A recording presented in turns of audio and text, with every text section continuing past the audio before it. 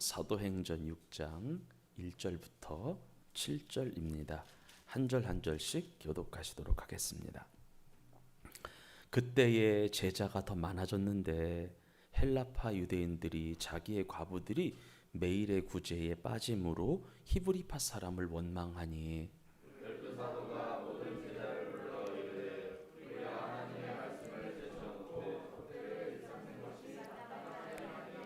형제들아 너희 가운데서 성령과 지혜가 충만하여 칭찬받는 사람 7을 택하라. 우리가 이 일을 그들에게 맡기고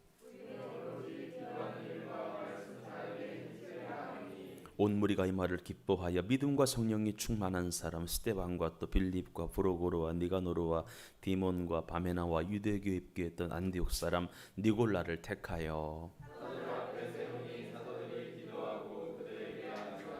함께 읽습니다. 시작. 하나님의 말씀이 점점 왕성하여 예루살렘에 있는 제자의 수가 더 심히 많아지고 허다한 제사장의 무리도 이 도에 복종하니라. 아멘. 아멘.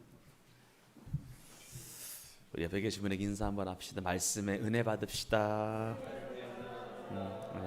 네, 감사합니다. 오늘 말씀의 제목을 한번 읽어볼까요? 읽어보겠습니다. 시작. 아멘. 여기 화면이 있으니까 너무 편하고 좋네요. 다시 한번 따라해봐요. 시작. 하나님의 택함을 받은 집사. 아멘.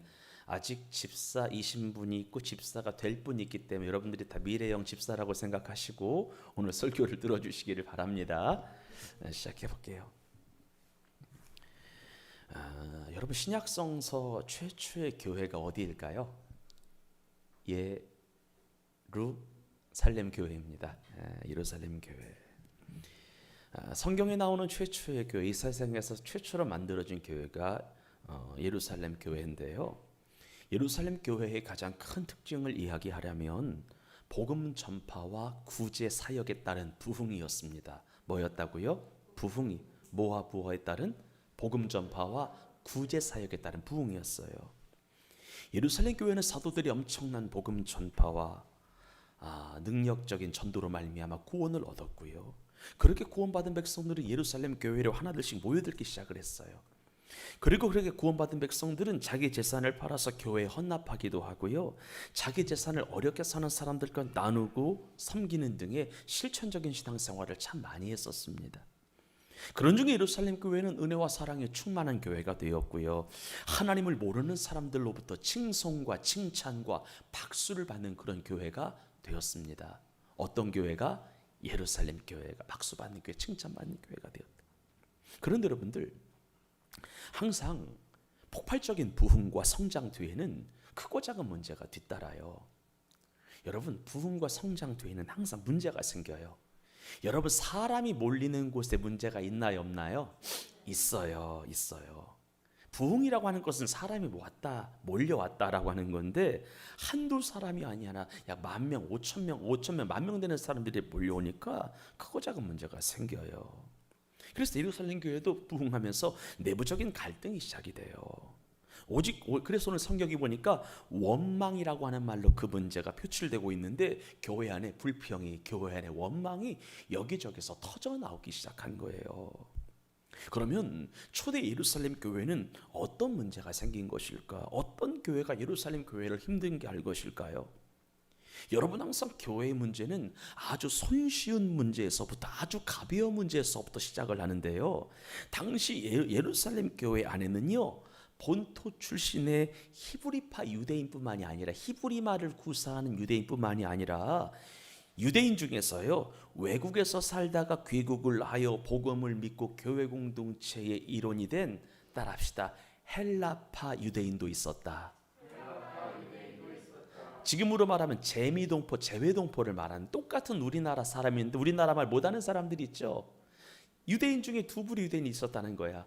계속 예루살렘 근처에 살면서 히브리 말을 유창하게 구사하는 유대인, 그 디아스포라 흩어졌다가 돌아와서 히브리 말을 까먹고 유대인 말을, 헬라 말을 더 자유자재로 쓰는 유대인이 있었어요. 그런데 어떤 사건이 있었냐면 헬라파 유대인 출신의 과부들이 따라합시다. 교회의 구제에서 교회의 구제 대상에서 제외되었더라. 화가 나요, 안 나요? 나요. 헬라파 유대인 출신의 과부들이 교회의 구제 대상에서 제외된 일이 발생을 한 거예요. 그리고 제외되는 횟수가 달로 늘어나기 시작하는 거예요. 그래서 가뜩이나 헬라파 유대인들은 히브리파 유대인들이 이 당시에 기득권을 갖고 있었거든. 그렇기 때문에 가뜩이나 안 좋은데, 무슨 말이냐면 우리가 교회에 이런 법칙 있죠. 굴론돌과 박힌돌의 관계 있잖아요. 가뜩이나 이미 있는 분들은 기득권을 갖고 있는 분들이었거든요. 그런데 어느 순간 가뜩이나 저 사람들의 기득권 때문에 내가 힘들고 있는데 아주 사소한 하찮은 음식에서부터 차별을 받으니까 화가 나는 거예요. 그러면서 원망과 불평이 여기저기서 막 쏟아져 나오기 시작을 하는 거예요. 식당 안에서 이런 말씀을 드리는 거예요. 히브리파 유대인들이 음식을 나눠줄 때에, 주일 음식을 나눠줄 때에 히브리파 유대인 과부에게만 신경을 쓰는 거예요. 그리고 헬라파 유대인 과부는 신경을 써야 안 써요? 관심을 가져야 안 가져요? 안 갖는 거예요. 그러니까 원망과 불평이 나와요? 정말 나와요? 나오는 거예요. 가뜩이나 헬라파 유대인들은요, 외국에서 왔다라고 해서 서럽고 힘든 삶을 살아가는데 아주 사소한 음식에서부터 차별을 받으니까 마음이 무척 어려웠던 거예요. 성경 하나 읽어볼까? 읽겠습니다. 시작.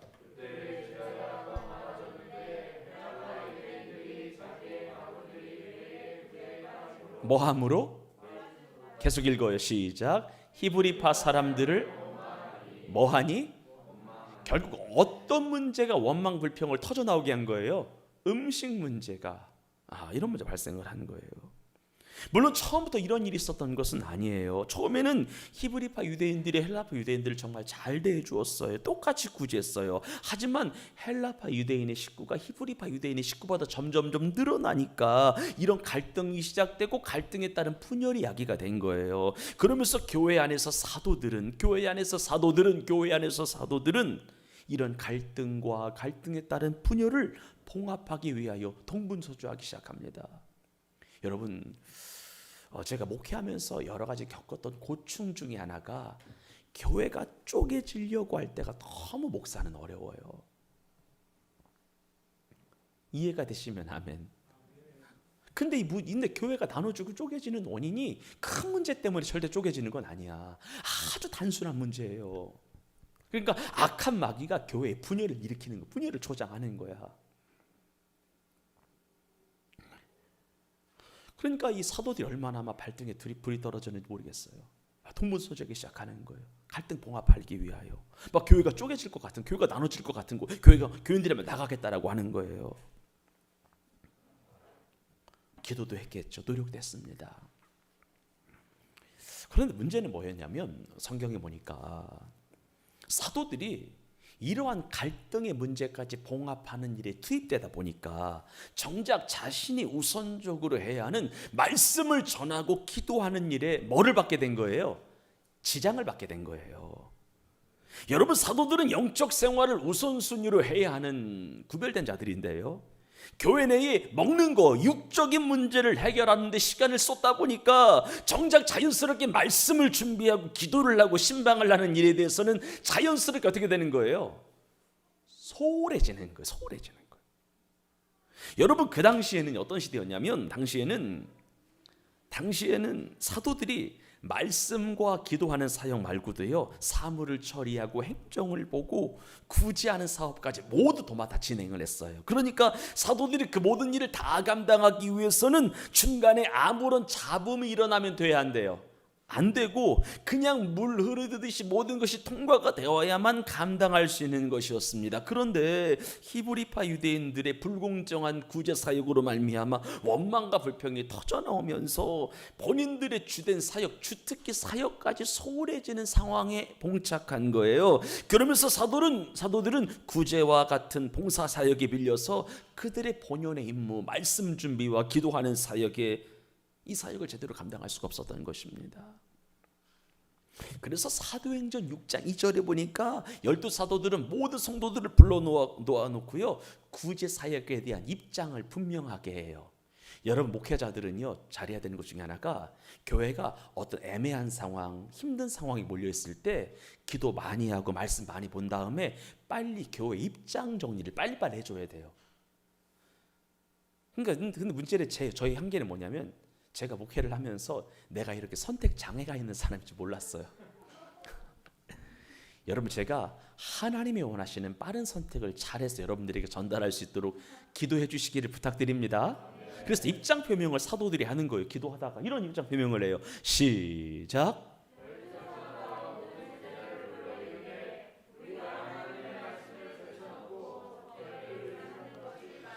목사가 하나님의 말씀 준비하는 것을 제쳐놓고 식당 봉사 하면 된다 안 된다? 이게 안 된다는 얘기를 하는 거예요.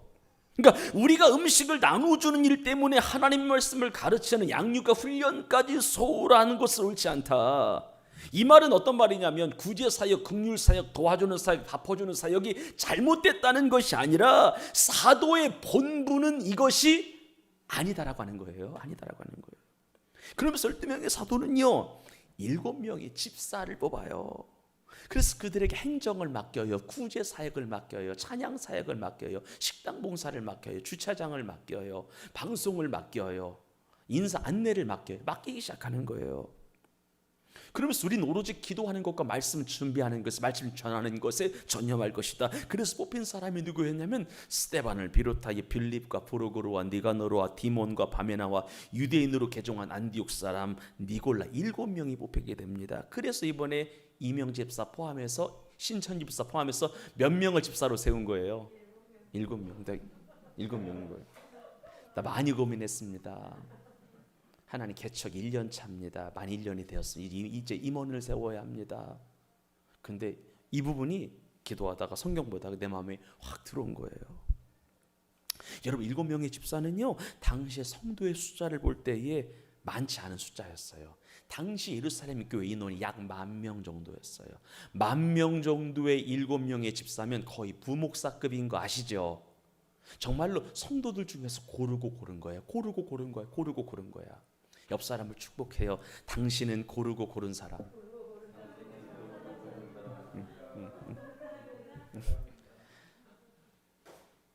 고르고 골랐어요. 근데 그래서 이 10,000명의 7명은 많아요, 적어요?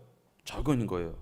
뭘 느꼈냐면 교회의 임원은 많은 것이 중요한 것이 아니라 하나님의 뜻에 합당한 능력 있는 사람들이 세워지는 것이 더 중요하다라고 하는 것을 느꼈어요.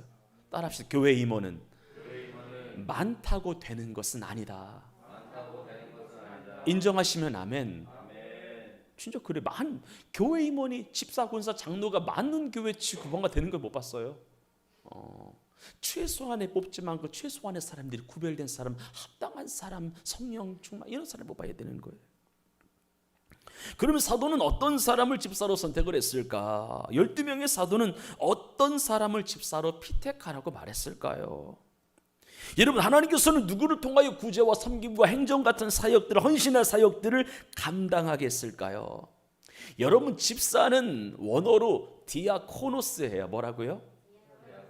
디아코노스. 이것은 디아와 코노스의 합성어예요. 디아는 뭐냐? 뭐뭐를 통하여 뭐뭐 사이에, 코노스는 먼지라고 하는 말이에요. 따라합시다. 집사는 먼지 사이로 뛰어다니며 일하는 사람. 그러니까 주인의 살림을 도맡아서 일하는, 먼지 사이를 뚫고 돌아다니면서 일하는 것이 집사인데, 그래서 아무나 할 수 있는 것이 아닌데, 아무나 임명을 받아서 되는 것이 아닌데, 12명의 사도는 어떤 사람을 집사로 임명을 했을까요? 3가지 기준입니다. 첫 번째, 크게 따라해요. 성령 충만한 사람. 믿으시면 아멘.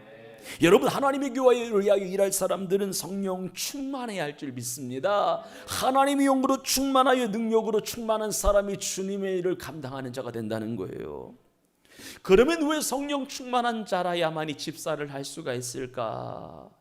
왜 성령 충만한 사람을 집사로 임명해야 될까요? 그렇습니다. 여러분, 하나님의 영을 받지 못한 사람, 하나님의 영을 받지 못한 사람, 하나님의 영으로 충만하지 않은 사람들은요, 성령의 지시를 똑바로 못 받기 때문에 성령의 공동체 교회의 일을 하나님의 뜻대로 할 수 없기 때문입니다. 따라합시다. 성령 충만해야 주의 뜻을 분별하여 헌신할 수 있습니다.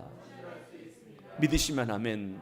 그러므로 다른 모든 요건이 준비되어 있다 하더라도 성령 충만하지 않으면 교회 일꾼이 될 수 없다라고 하는 거예요.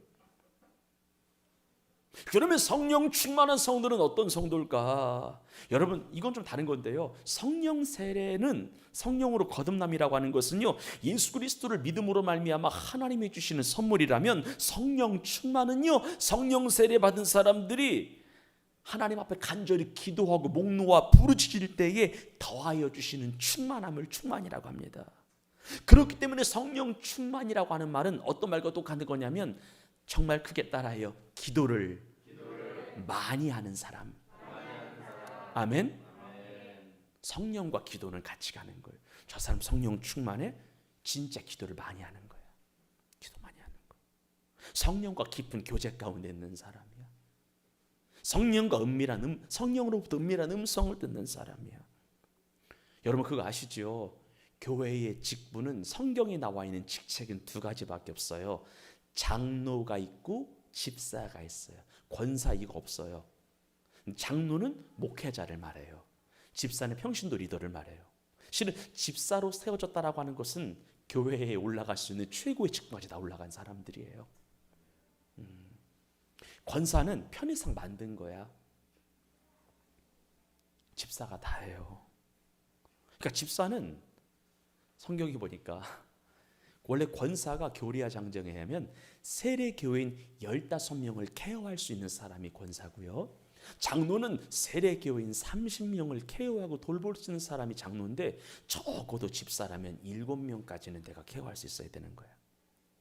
영적인 아비가 돼서, 영적인 어미가 돼서 사랑하고 돌봐주고 챙겨주고 일으켜주고 복돋아 주고 힘을 실어줘야 되는 거예요.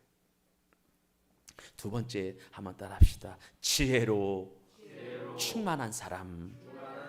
여러분, 하나님의 교회를 위하여 일할 집사들은요, 영적인 것은 물론이거니와 지혜에도 충만한 사람이어야 할 줄 믿습니다. 그런데 오늘 말씀에서 지혜는 머리가 비상한 사람은 아니에요. 원문에 보면은 머리가 똑똑하고 지식이 많고 비상한 사람이 아니야. 성경이 말하는 지혜의 원어는 소피아라고 하는 단어인데, 지혜는요 어떤 거냐면 따라합니다. 세상의 이치를 깨닫고 진리의 말씀을 활용하는 능력이 있는 사람. 이것을 무엇이라고 한다? 지혜라고 한다. 아, 저 사람 지혜 있어, 지혜 있어, 지혜 있는 사람이라고 말할 때에 세상 이치, 세상에 돌아가는 것을 분별하고 빨리 깨닫고 파악하고 진리의 말씀을 활용하여 선한 싸움을 싸울 수 있는 능력이 지혜 있는 자임을 믿으시기를 바랍니다. 이런 사람이 지혜 있는 사람이에요. 세상적으로 대학원, 뭐 석사, 박사 한 사람이 그런 말 성경에 나와 있지 않아요. 그럼 베드로 같은 사람 어떻게 하나님의 일을 감당했겠어요? 어부인데. 요한 같은 사람 어떻게 그 사람이 사역 감당했겠어요? 못 배운 사람들인데. 여러분, 하나님은 무명한 자를 들어서 유명하게 하시는 분이신 줄로 믿습니다. 하나님은 지가 잘나고 똑똑했다라고 하는 사람 안 써요. 그런 사람들을 부서뜨려서 하나님 나는 아무것도 아닙니다라고 하는 고백이 터져나와야 하나님이 쓰시는 거예요. 그래서 여기서 지혜는 세상의 지혜가 아니에요. 세상 이치를 깨닫고 진리의 말씀으로 세상을 바라보고 세상을 판단하고 내가 진리의 말씀으로 어떻게 세상 가운데 승리하는 삶을 살아갈 수 있을까에 대하여 고민하는 사람입니다. 그래서 지혜가 있는 사람들은요, 모든 사역 가운데 하나님의 영광이 나타납니다. 그리고 사람들에게 덕과 평안을 끼쳐요. 여러분, 지혜가 있는 자라야만 따라합시다. 교회와 성도에게 유익을 줍니다. 평안하게 합니다. 아멘. 그래서 성경에 보니까 지혜로운 사람은 어떻게 나오냐면 뜨거운 여름날에 얼음 냉수 같은 사람이래. 뜨거운 여름날에는 얼음 냉수 같은 사람, 추운 겨울날에는 따뜻한 음료 같은 사람 있죠. 모과차 같은 사람 있죠. 그거 마시면 시원히 따뜻하잖아요. 그러니까 지혜로운 사람이어야 교회가 이루어지는 거예요. 근데 가만히 보면 7명의 우리 교회 집사님들이 계신데 다 지혜로운 사람들이에요. 진짜 지혜가 있더라고요.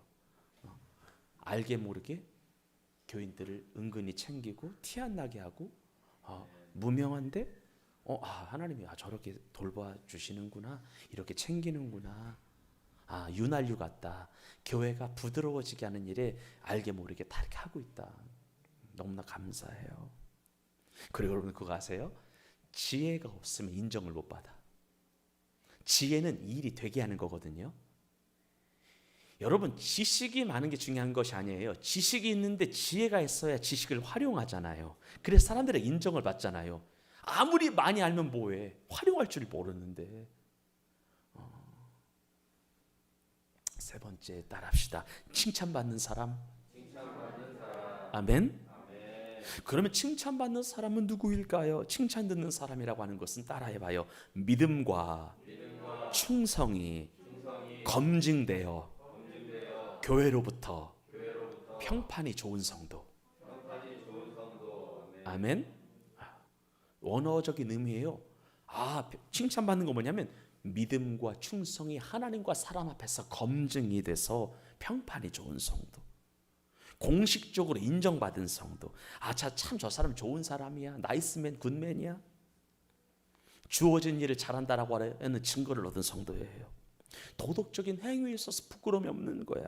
한마디로 말하면 하나님께 인정을 받고 있고 사람들에게 존경을 받고 있는 거야. 그러면 구체적으로 어떤 집사가 칭찬받는 집사일까? 어떤 집사가 책망할 것이 없는 집사일까요? 성경에 집사의 요건이 나오는데 한번 따라해봐. 읽어보겠습니다. 시작.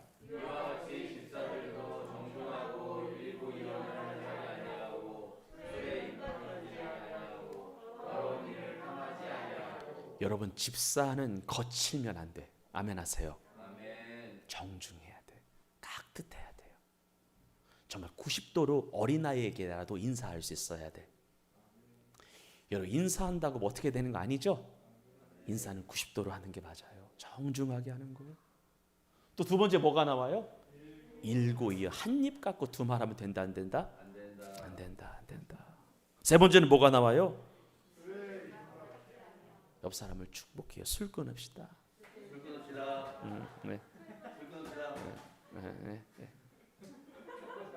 가장부터 믿음의 본을 보이시기를 주의 이름으로 축원합니다. 여러분 술에 근데 이런 게 있어요. 그래요. 어쩔 수 없이 술 한 잔 오케이. 근데 여기 정확하게는 술에 뭐 하는 거예요? 임박히 잔다는 건 뭐예요? 중독이 됐다는 거예요. 이건 진짜 아닌 거예요. 진짜 아니에요. 임박이면 안 돼. 또 뭐가 나와요? 더러운 일을 탐하면 안 돼요. 여러분 성경은 어느 분하고 로또에 관해서 이야기를 했는데 우리 제이군하고 이야기를 했는데요. 하나님은 근본적으로 근로소득을 원하시죠. 우리 스포츠 토토 근처에도 가지 맙시다.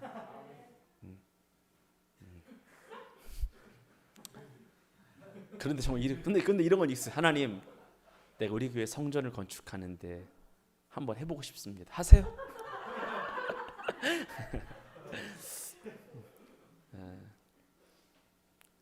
그래요. 더러운 일을 탐하면 안 돼요. 예수 믿는 사람들이 욕을 잡수쳤던 이유는 더러운 이익을 탐했기 때문이야.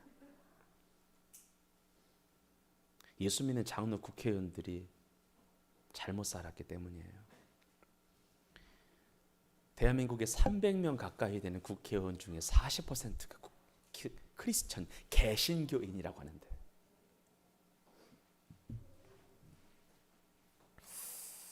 더러운 일을 탐했기 때문에 그래요. 그래서 문제가 생긴 거야. 또 뭐가 나와요? 9절 10절 시작.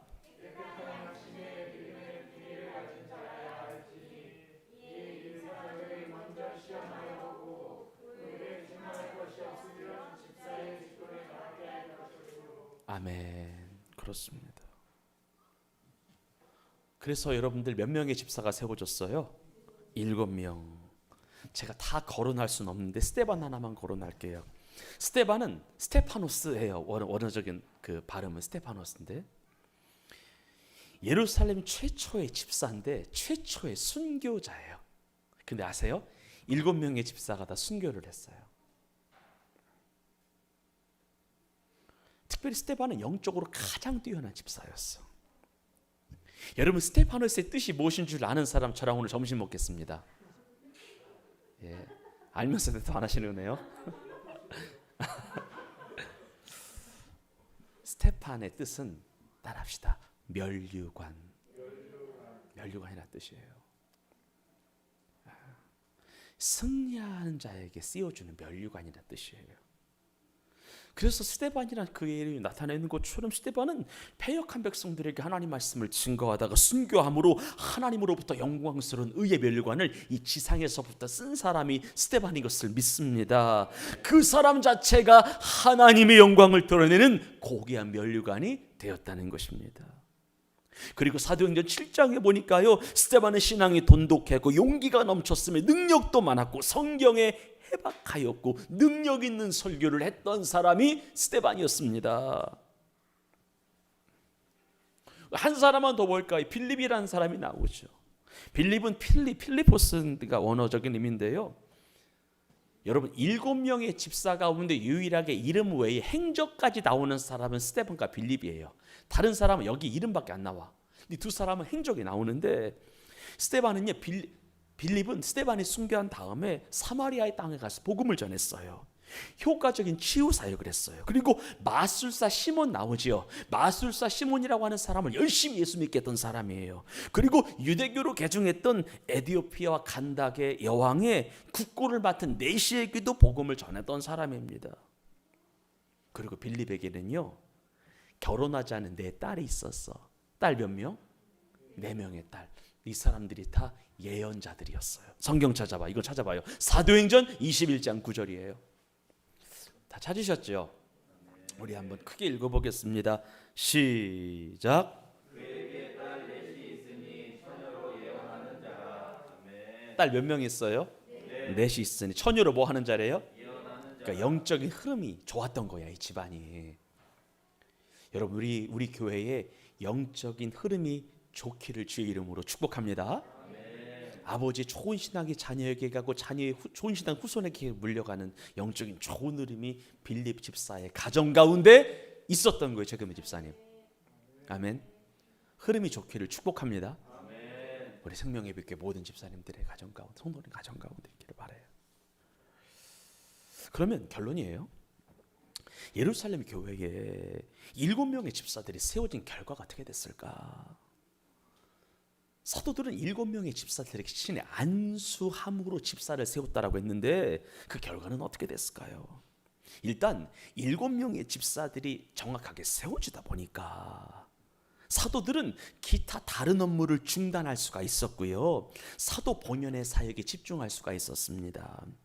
그러다 보니까 사도들은 자신의 본연의 사역이라고 하는 기도하는 것과 말씀 전하는 일에 전념하게 돼요. 집중하게 돼요. 그 결과 놀라운 열매와 결실이 맺어지게 되는데, 한번 따라하겠습니다. 읽어봐요. 시작. 하나님의 말씀이 점점 왕성하여 예루살렘에 있는 제자의 수가 더 심히 많아지고 허다한 제사장의 무리도 이 교회에 복종하니라. 놀라운 열매. 그러니까 사도는 사도대로, 집사는 집사대로 본연의 업무에 충실할 수 있는 교회적인 영적 분위기, 상황적 분위기, 환경적 분위기가 만들어지다 보니까 본연의 사역이 집중할 수가 있는 거, 최선을 다할 수가 있는 거예요. 그러면서 놀라운 열매와 결실이 맺어지는데 하나님의 말씀이 왕성하여 예루살렘에 있는 제자의 수가 늘어나게 되었다라고 하는 거예요. 하나님의 말씀이 마치 살아있는 생명체에서 움직이는 것처럼 성장의 상장을 거듭했던 거예요. 말씀이 살아 운동하기 시작했던 거예요.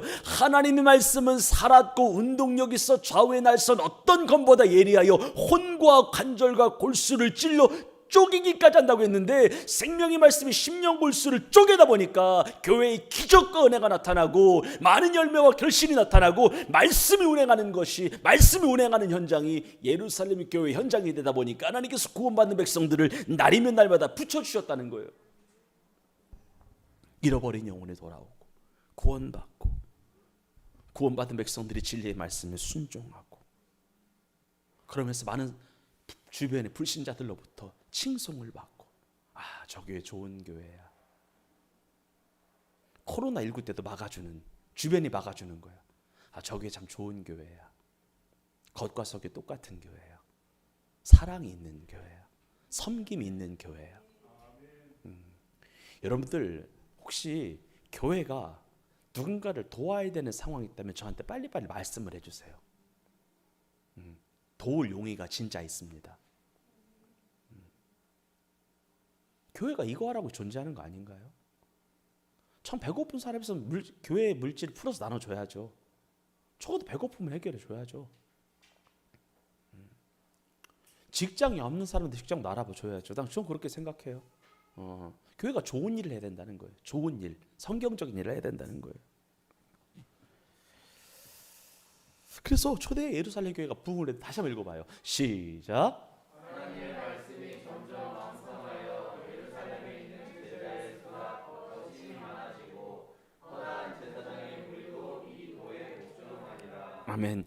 예수님을 배척했던 제사장의 무리까지도 주님 말씀에 복종했다. 그러니까 초대교회 예루살렘 교회가 엄청나게 부흥했던 이유는 목사는 목사의 사명과 본분에, 집사는 집사의 사명과 본분에, 성도는 성도의 사명과 본분에 최선을 다했기 때문에 하나님께서 부흥을 허락하신 줄로 믿습니다.